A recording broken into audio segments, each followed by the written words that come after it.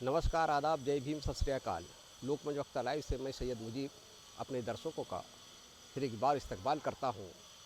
आज मैं मौजूद हूँ नागपुर शहर के मध्य नागपुर इलाके में स्थित श्री गुरुदेव सेवा आश्रम में, जहाँ पर मानवीय एकता के बैनर तले लोकतांत्रिक राष्ट्र निर्माण संवाद मंथन का आयोजन किया गया था। इसमें भारतीय मुस्लिम परिषद के सर्वे सर्वा प्राध्यापक हाजी जावेद पाशा कुरैशी भी मौजूद थे। मैं उनसे जानना चाहूँगा कि इस वक्त राष्ट्र में सबका साथ सबका विकास के नाम पर सत्ता चल रही है और उस पर अमल भी किया जा रहा है, फिर इस तरह के आयोजन करने का आखिर क्या उद्देश्य है? आपका क्या ख्याल है? जावेद सर, आपका लोकमंच वक्तालय में स्वागत है। मैं पूछना चाहूँगा कि आखिर ऐसे कार्यक्रम का आयोजन करने के पीछे आपका क्या उद्देश्य है? जी शुक्रिया। लोकतांत्रिक तरीके से देश चले, इसका उद्देश्य ये है कि अभी देश लोकतांत्रिक तरीके से नहीं चल रहा है। जनता के जो मुद्दे हैं, आम आवाम के जो मुद्दे हैं, रोज़गार के मुद्दे, शिक्षा के मुद्दे, ये सारे परे हटा दिए गए हैं। सरकार की जिम्मेदारी थी शिक्षा की व्यवस्था देखना, स्वास्थ्य की व्यवस्था देखना, रोज़गार की व्यवस्था देखना, सुरक्षा सम्मान की व्यवस्था देखना। ये सारे मुद्दे सरकार ने हटा दिए हैं और सरकार प्रायोजित धार्मिक मुद्दों को प्रोत्साहन दिया जा रहा है।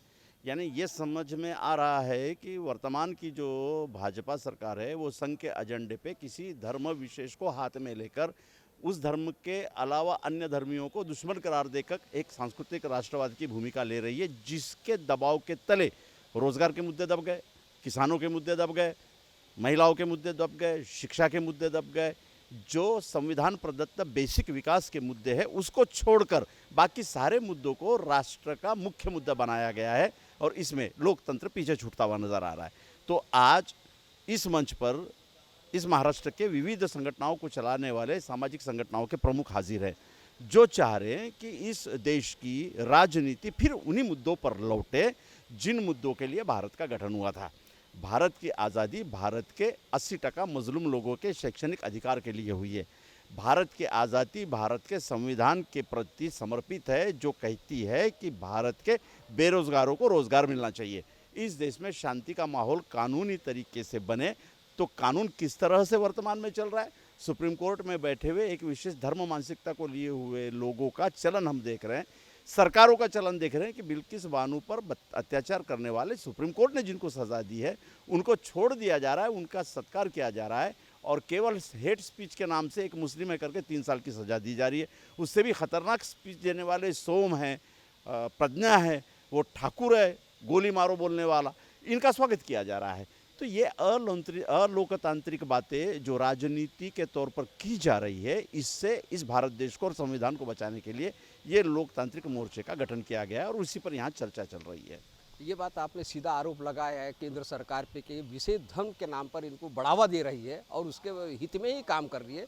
लेकिन देखिए, अभी अभी एक बयान आया था कि जो मुस्लिम पसमानदा है इस भारत का, वो भी तो भारतीय जनता पार्टी के साथ है। उसके पीछे उद्देश्य ये है कि इसका निष्कर्ष यही निकलता है कि केंद्र सरकार अच्छा काम कर रही है, सबका साथ सबका विकास पे अमल कर रही है। जो सत्ता में होता है वो तो कहता है कि रमेश भी मेरे साथ में है, सलीम भी मेरे साथ में है, जॉन फर्नांडिस भी मेरे साथ में है, मडावी भी मेरे साथ में है। वो तो कहेगा, उसको सत्ता चलानी है तो वो तो कहेगा कि पसमानदा मुस्लिम मेरे पास में है। 2014 से 2021 तक मॉब लिंचिंग में मारे जाने वाले मुसलमान पसमानदा थे, जिनके घरों पे बुलडोज़र चलाया गया वो उसमें से 80% लोग पसमानदा थे। जिनको मेलों में दुकान नहीं लगाने दी, इसी सरकार के वरद हस्त, इसी सरकार के आशीर्वाद से हिंदू धर्म के मेलों में मुसलमानों को दुकानें नहीं लगाई दी जा रही। वो टाटा बिरला के औलाद नहीं है, वो पसमानदा है। जिन लोगों को जेलों में ठूसा है उत्तर प्रदेश में और मध्य प्रदेश में और जहाँ जहाँ भाजपा की सरकार है, उसमें से आप छान कर निकालोगे तो 90% पसमानदा मुसलमान है। पसमानदा मुसलमान भाजपा के साथ में है कहाँ? ये तो मोदी जी कह रहे मेरे साथ में है। डर है पसमानदा को कि वो नहीं कह सकता कि मैं मोदी जी के साथ में नहीं हूँ। तो डर बिठाकर तुम कह रहे हो कि पसमानदा मेरे साथ में है। ज़रा आप ये तो बोलो कि मेरे साथ में नहीं हो, ऐसा कहने वाले को कुछ भी नहीं होगा। यहाँ की 85 जनता केवल मुसलमान नहीं, बाकी धर्मों की भी जनता कहेंगे कि हम आपके साथ में नहीं हैं। अच्छा, ये बताइए कि भारतीय मुस्लिम परिषद का आप संचालन करते आ रहे हैं, क्या आपकी आगे की रूपरेखा इस बारे में कुछ और है क्या? बिल्कुल, मुस्लिम समाज में सामाजिक तौर पे प्रबोधन करने वाली और राजनीतिक प्रबोधन करने वाली संस्था की बहुत ज़रूरत है। तो हम लगातार भारतीय मुस्लिम परिषद के मंच से प्रबोधन के कार्य कर रहे हैं, साहित्य निकाल रहे हैं और प्रबोधन के वीडियोस, प्रोग्राम्स लगा रहे हैं। आगे में मुस्लिम आरक्षण पे फिर से आंदोलन खड़ा हो, क्योंकि आरक्षण ये इस व्यवस्था में लड़ने का सबसे मजबूत हथियार है, जिसे बाबा साहब आम्बेडकर ने दलितों को दिया, अनुसूचित जाति जनजाति को दिया, ओबीसी के रात में मुसलमानों को भी दिया और संविधान के 14, 15, 16 आर्टिकल के तहत बचे हुए जो पसमानदा मुस्लिम है, जो पिछड़े मुसलमान हैं, उनको भी दिया, बगैर जात को बीच में लाए।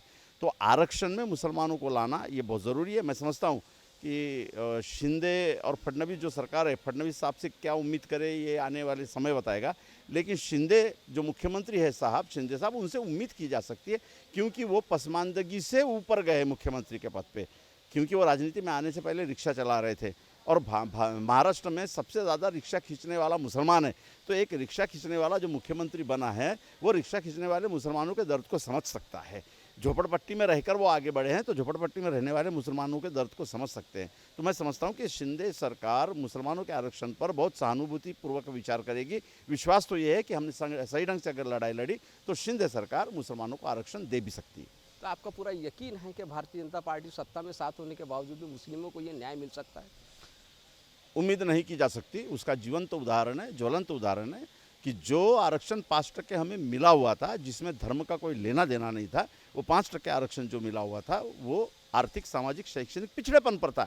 लेकिन फडणवीस सरकार सत्ता में आती ही देवेंद्र फडणवीस ने वो आरक्षण रद्द कर दिया, ये कह के किया कि इस्लाम को मानने वालों को हम नहीं दे सकते, जो कि असंवैधानिक बात है, गैर कानूनी बात है। ऐसी असंवैधानिक, गैर कानूनी बात मुख्यमंत्री पद से फडणवीस रहकर बात करते हैं और मुसलमानों का आरक्षण छीन लेते हैं, तो क्या उम्मीद कर सकते हैं इनसे? हाँ, भाजपा में बैठे हुए मुट्ठी भर मुसलमान जो पॉलिटिक्स में उनकी मदद कर रहे थे, उनको करोड़पति बना सकते हैं, लेकिन मोहल्ले में 4 करोड़पति और 94% रोडपति, ये सिस्टम अगर है तो रोडपतियों ने क्या करना चाहिए? उनके लिए तो लड़ाई लड़नी पड़ेगी और फडणवीस साहब से ज़्यादा उम्मीद हम नहीं कर सकते, क्योंकि उनके पीछे जो संगठनात्मक वैचारिक दृष्टिकोण है वो उन्हें मुसलमानों को न्याय दिलाने के लिए कितना मदद करेगा, इसके बारे में संशय है हमारे मन में। लेकिन वो अगर न्याय करते हैं तो हो सकता है एक और व्याख्या सामने आए कि प्रशासन में और सियासत में जाने वाला अगर जातीय रूप से ब्राह्मण भी है तो भी वो न्याय कर सकता है। ये भी बात साबित हो सकती है अगर फडणवीस जी सोचे तो।